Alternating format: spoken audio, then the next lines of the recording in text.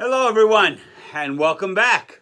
All right, we are picking up on 1 Peter chapter 4, beginning in verse 4. We're actually going to be picking up speed a little bit here because as we end chapter 4 and into verse 5, Peter's repeating a lot of what he said before. He's drawing his letter to a close. In fact, interestingly, this letter has two closes, but we'll talk about that in a bit. All right, so let's take a look at 1 Peter chapter 4.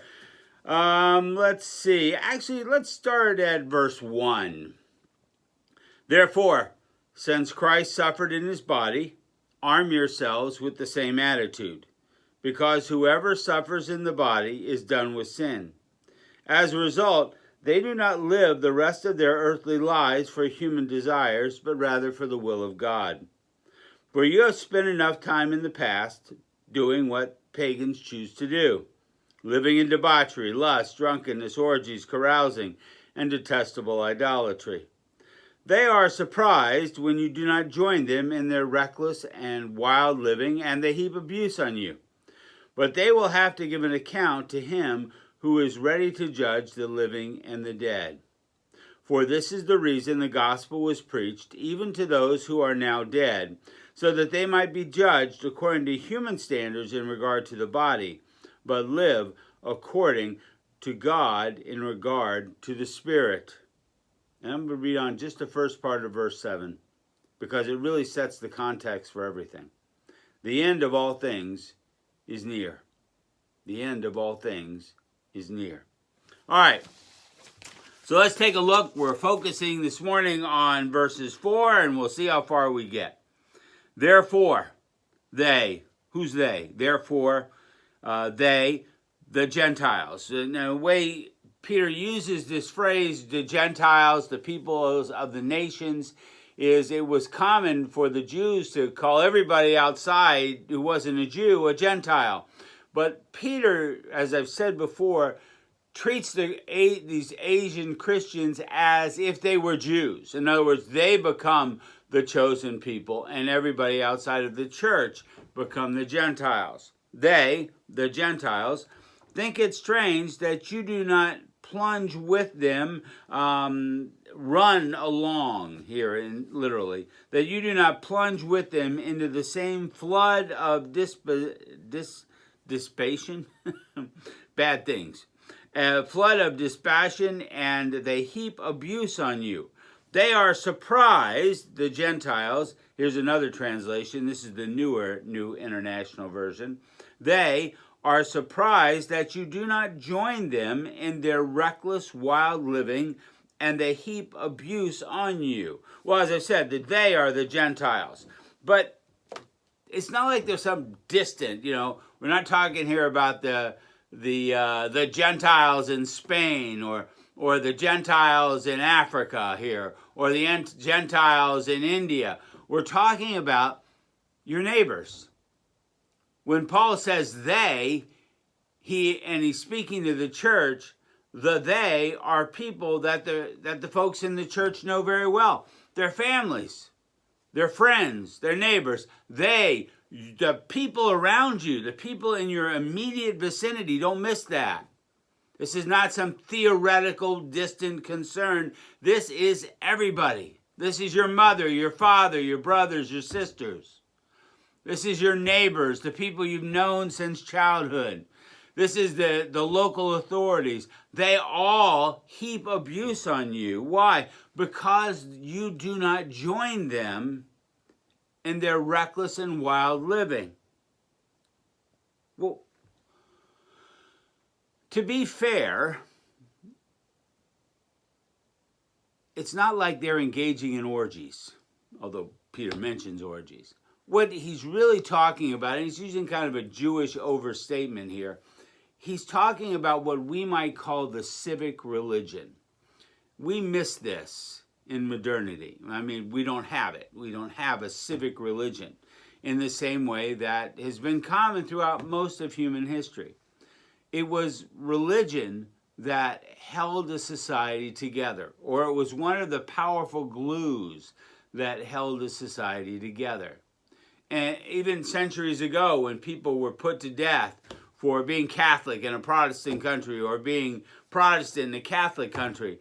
The people who were executing and were executing judgment upon those who did not follow the local religion were doing so because they believed that the religion held the society together. It was patriotic. So when in this ancient case, these ancient Asian Christians, basically they're being unpatriotic. They're being unpatriotic. They're not joining in the civic religion. They're not praying to the gods to protect the city. They're not participating in an important part of the life of the city. These festivals happened all the time. There were these religious festivals. There could be one a week. There were these religious festivals, great and small, in these Greek and Roman cities, and they cemented the community together. But the Christians didn't participate. That's why we have, for example, we have graffiti written against the Christians, which has been preserved in the architecture, which has been uncovered by archaeologists and students. We have graffiti condemning the Christians and calling them atheists. Think about that for a minute. Christians were called atheists because they didn't worship all the gods, but also because those gods were important in holding the city together. People couldn't imagine how the city could remain united apart from a common civic religion, and the Christians were not participating. And they stood out.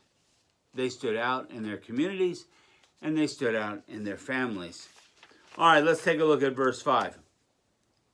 But they, that we're speaking here, the they again are the Gentiles. Those, particularly those who are speaking against the Christians. But they will have to give an account to him who is ready to judge the living and the dead. But they will have to give an account who is ready to judge, but they will have to give an account to him who is ready to judge the living and the dead. Now, living and the dead is a phrase, just means everyone, okay? In other words, God is going to judge everyone.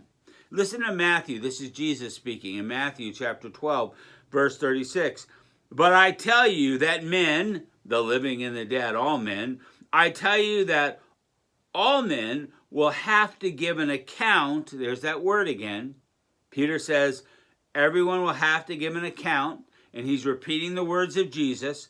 But I tell you that men will have to give an account on the day of judgment for every careless word. But the words that Peter is condemning here are not careless. They're intentional.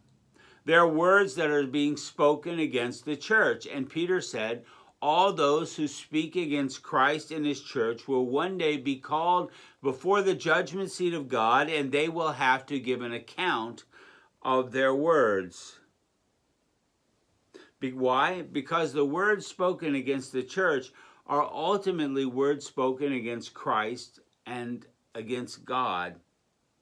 Listen again to Jesus. He who listens to you listens to me. This is Luke chapter 10. He who listens to you listens to me. He who rejects you rejects me.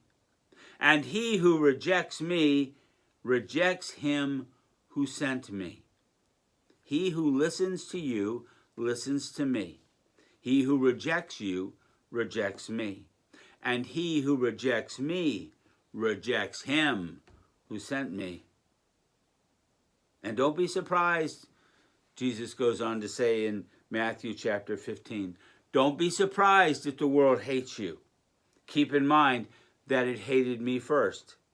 If you belong to the world, if you participated in the civic religion, if you joined the others in their reckless and wild living, then they would love you. They would love you as their own. And it is you who do not belong to the world. If they persecuted me, they will persecute you also. For this reason, verse 6, for this reason, the coming judgment, the gospel was preached. For this reason, the gospel was preached even to those who are now dead. He means here believers who have died physically, those who heard the message but have died. Was preached even to those who are now dead, so that they might be judged according to human standards in regard to the body, but live according to God in regard to the spirit. So what is Peter saying here? He's saying, listen, you Christians, you have heard this word now for years. Missionaries have come, preachers have come. Paul maybe even came. You've heard the message preached to you for years. In fact, some of those who heard the message have now died. They have been judged as you will be judged in regard to the body. What he means by that is you need to persevere. You're being judged by the world. You need to endure what the world throws at you. You need to be faithful in life because the end is near. No, the dead were judged according to the world. They were persecuted. They were held in contempt. They were ridiculed. They may have even been killed by the world. But now they are judged according to the Spirit. And while the world judges them and calls them atheists and non-participators and those who stand against the established order of the world, now you are undergoing those same persecutions, but soon, because the end is near, remember verse 7, because the end is near, soon you will be judged not according to the ways of the world, but according to the ways of the Spirit of God and of Christ Jesus. That is why in the very next sentence, Peter goes on to say, the end is near. Pantun to telos, the end of all things. Christ is coming. Amen.